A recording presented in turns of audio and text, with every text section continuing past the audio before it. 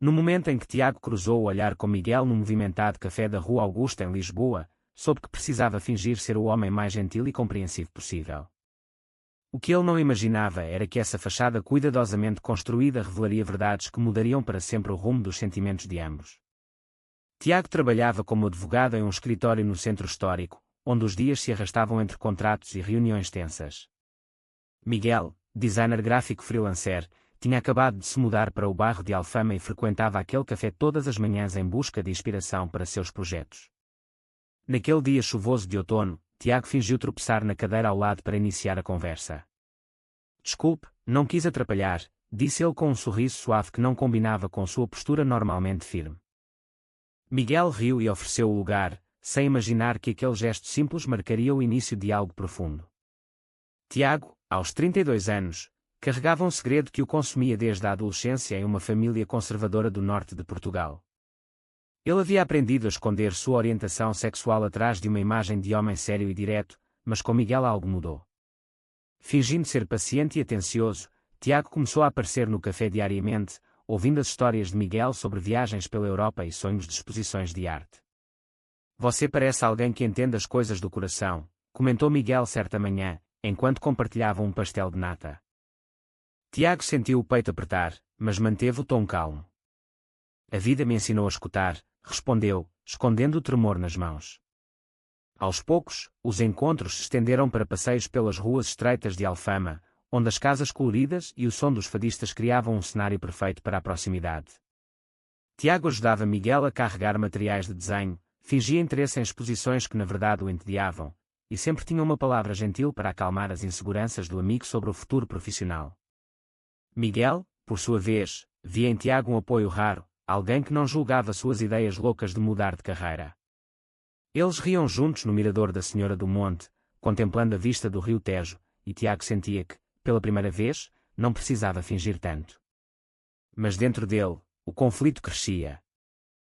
Em casa, à noite, no pequeno apartamento perto do Castelo de São Jorge, Tiago se olhava no espelho e questionava por quanto tempo conseguiria manter aquela máscara. Sua família em Braga esperava que ele se casasse com uma mulher, como o irmão mais velho fizera, e qualquer deslize poderia trazer vergonha. Portugal era progressista nas cidades grandes, com casamentos iguais desde 2010, mas nas famílias tradicionais do interior, o silêncio ainda era a regra.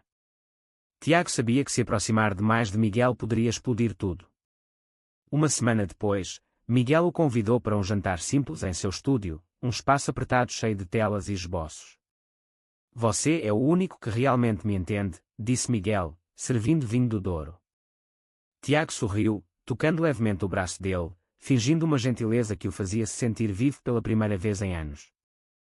Eles conversaram até tarde sobre sonhos e medos, e quando Tiago voltou para casa, o coração batia forte.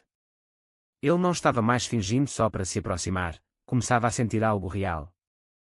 Mas o segredo pesava como uma pedra. No escritório, colegas comentavam sobre a amizade íntima com o designer, e Tiago desviava o assunto com risos forçados. A mãe ligava de Braga, perguntando sobre namoradas, e ele respondia com mentiras que doíam. Miguel, alheio a tudo, compartilhava cada vez mais, contando sobre uma ex-namorada que o deixara por não entender sua sensibilidade. Talvez eu precise de alguém diferente, murmurou ele em um passeio pelo Parque Eduardo VII. Tiago engoliu seco, mantendo a fachada. Os dias se transformaram em semanas, e a conexão se aprofundou. Eles viajaram juntos para Sintra em um fim de semana, visitando palácios e florestas úmidas, onde Miguel desenhou Tiago sentado em um banco antigo. Você é minha musa agora, brincou ele. Tiago riu, mas por dentro lutava contra o desejo de confessar tudo. A gentileza fingida estava se tornando sua única forma de amor, e ele temia perder Miguel se a verdade viesse à tona. A amizade entre Tiago e Miguel se fortalecia a cada dia, mas o peso do segredo começava a rachar a fachada de gentileza que Tiago mantinha com tanto esforço. Em Lisboa, o outono dava lugar ao inverno, e os dois passaram a se encontrar não só no café, mas também a jantares improvisados no apartamento de Miguel, onde discutiam livros e filmes até de madrugada. Tiago fingia ser o ouvinte perfeito, oferecendo conselhos calmos sobre a carreira de Miguel, que lutava para conseguir clientes maiores. Você merece o mundo, dizia Tiago com voz suave, tocando o ombro dele de forma casual, mas cada toque enviava ondas de culpa. Miguel, aos 30 anos, via em Tiago um irmão mais velho que nunca tivera, alguém que o fazia sentir seguro em uma cidade grande e impessoal. Sem você, eu estaria perdido, confessou ele certa noite, enquanto assistiam a um documentário sobre artistas portugueses na televisão antiga. Tiago sorriu, mas por dentro questionava se aquela proximidade era amizade ou algo mais perigoso. A família de Tiago em Braga pressionava cada vez mais. Durante uma visita rápida no fim de semana, a mãe preparou bacalhau e perguntou diretamente: quando vais trazer uma rapariga para casa? Tiago respondeu com evasivas, alegando trabalho intenso, mas o pai, um homem rígido de 60 anos, resmungou sobre homens que precisam de família. O irmão, casado e com filhos, enviava mensagens cobrando responsabilidades. Tiago voltava para Lisboa com o coração apertado, usando a gentileza com Miguel como escape. Os passeios agora incluíam o Rio Douro em viagens de fim de semana a Porto, onde caminhavam pelas margens, admirando os barcos rabelos. Miguel compartilhava histórias de sua adolescência em Coimbra, onde havia questionado sua própria identidade mas optado pelo silêncio para não decepcionar os pais. Às vezes sinto que falta algo, admitiu ele, olhando para o horizonte. Tiago quase confessou ali, mas segurou as palavras, fingindo apenas compreensão. O conflito interno de Tiago crescia. No escritório, um colega gay assumido o convidou para um evento LGBT no Bairro Alto, mas Tiago recusou, temendo que Miguel descobrisse. Ele passava noites em claro, escrevendo no diário digital verdades que nunca diria em voz alta: eu o amo, mas o medo me paralisa. Miguel, por sua vez, começava a depender emocionalmente de Tiago. Quando perdeu um grande projeto, chorou no ombro dele no mirador das Portas do Sol, e Tiago o abraçou com aquela gentileza ensaiada, sentindo o cheiro de tinta e café no casaco de Miguel. Estou aqui para ti, sussurrou, mas a voz tremia de verdade escondida. A sociedade portuguesa, apesar de avanços legais, ainda trazia olhares curiosos em famílias e círculos profissionais. Tiago recebia e-mails anónimos de parentes distantes questionando sua solteirice, e ele respondia com mentiras polidas. Um dia, durante uma exposição de arte em Sintra onde Miguel expôs alguns desenhos, Tiago o apoiou publicamente, posando como amigo fiel. Mas quando um visitante comentou: vocês formam um belo par, Tiago riu nervoso e mudou de assunto. Miguel notou a tensão e perguntou depois: estás bem? Pareces distante. Tiago mentiu novamente, alegando cansaço do trabalho. A proximidade se tornava insustentável. Eles começaram a compartilhar segredos menores. Miguel revelou um trauma de infância com bullying na escola, e Tiago fingiu ter superado algo semelhante, sem mencionar que o seu envolvia sua primeira paixão por um rapaz aos 17 anos. O inverno trouxe neve rara em Lisboa, e os dois se refugiaram em um pequeno restaurante no Chiado, onde Tiago pagou a conta com um gesto gentil que fez Miguel sorrir. Ninguém nunca fez isso por mim assim, disse ele. Tiago sentiu o coração apertar, a mentira estava se transformando em amor real, mas o segredo o destruía por dentro. Ele sabia que um dia tudo desabaria, mas por enquanto, a fachada mantinha a magia. A tensão entre Tiago e Miguel atingiu um ponto crítico quando a família de Tiago decidiu visitar Lisboa inesperadamente, trazendo à tona os primeiros sinais de conflito real. Era primavera, e as ruas de Alfama floresciam com buganvílias.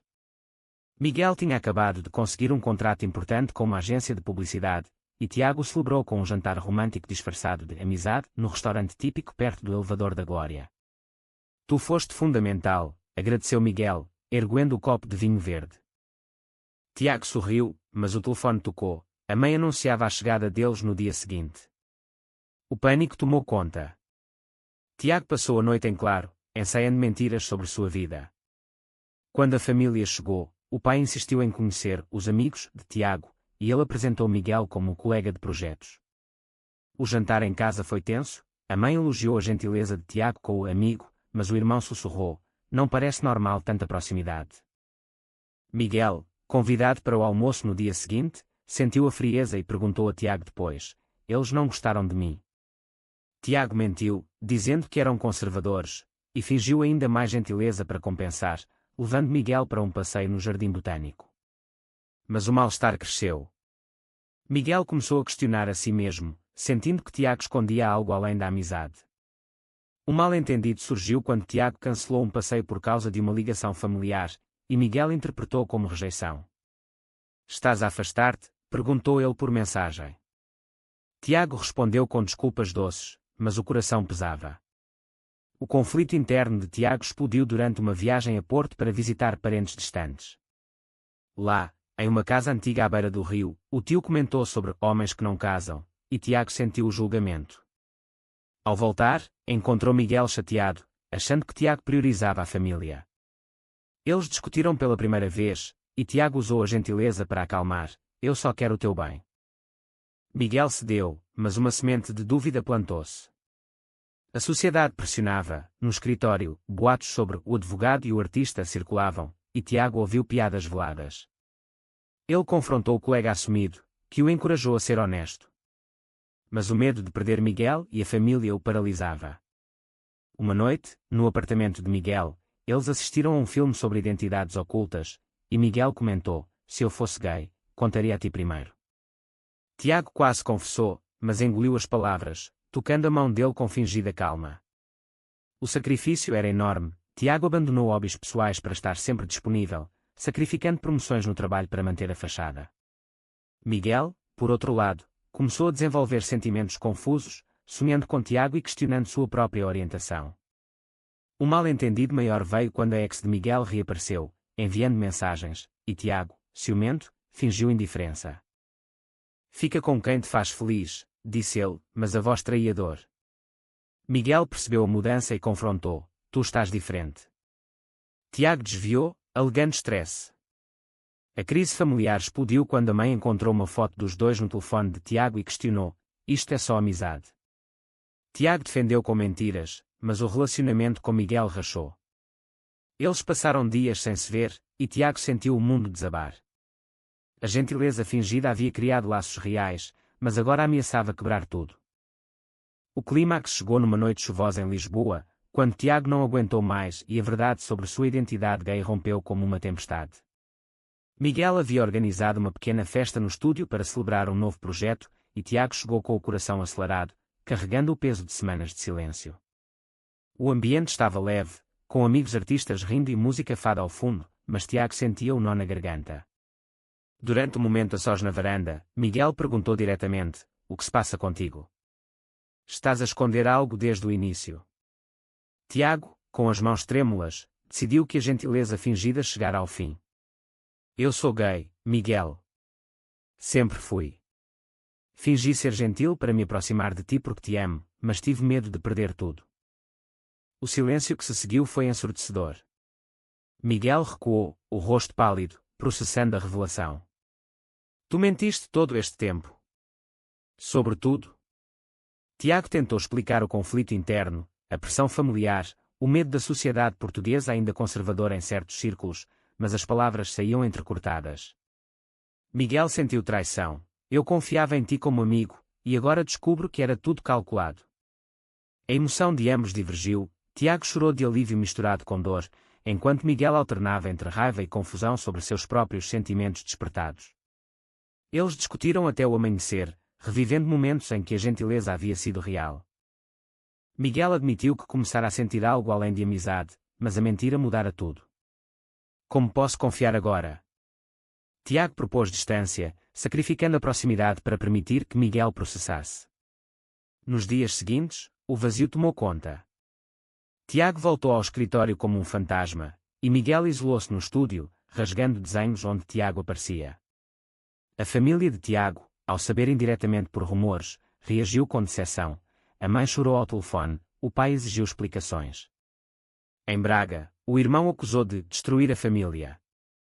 Tiago enfrentou o preconceito sozinho, caminhando pelas ruas de Alfama onde tudo começara, questionando suas escolhas. Mas a revelação trouxe também clareza. Ele começou terapia, juntou-se a grupos de apoio LGBT em Lisboa, e encontrou força na comunidade. Miguel, por sua vez, refletiu sobre sua própria identidade, admitindo em um diário que o amor por Tiago era real, apesar da dor. Um encontro casual no café da Rua Augusta reacendeu o diálogo.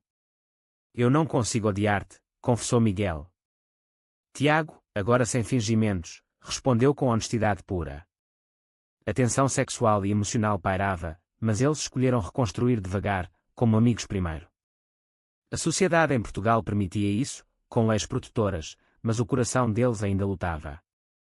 Tiago sacrificou orgulho para pedir perdão, e Miguel abriu mão de ressentimentos para entender o medo alheio. O crescimento veio aos poucos, viagens juntos a Sintra agora eram sinceras, sem máscaras. A reconstrução entre Tiago e Miguel marcou o início de uma nova fase, onde a verdade gay não mais separava, mas unia os corações de forma autêntica, apesar das cicatrizes. Em Lisboa, o verão chegou quente, e eles retomaram os passeios pelo Tejo, agora sem fingimentos. Tiago havia assumido publicamente sua orientação no escritório, enfrentando olhares mistos mas ganhando o respeito de alguns colegas. Miguel, após meses de reflexão, aceitou que seus sentimentos por Tiago eram românticos e profundos. A tua verdade doeu, mas abriu-me os olhos, disse ele durante um piquenique no Parque Monsanto. Eles enfrentaram juntos a família de Tiago, que viajou de Braga para uma conversa difícil. A mãe, inicialmente chocada, acabou abraçando o filho ao ver a felicidade genuína. O pai, mais resistente, murmurou, desde que sejas feliz. O irmão, após reflexão, ofereceu apoio relutante.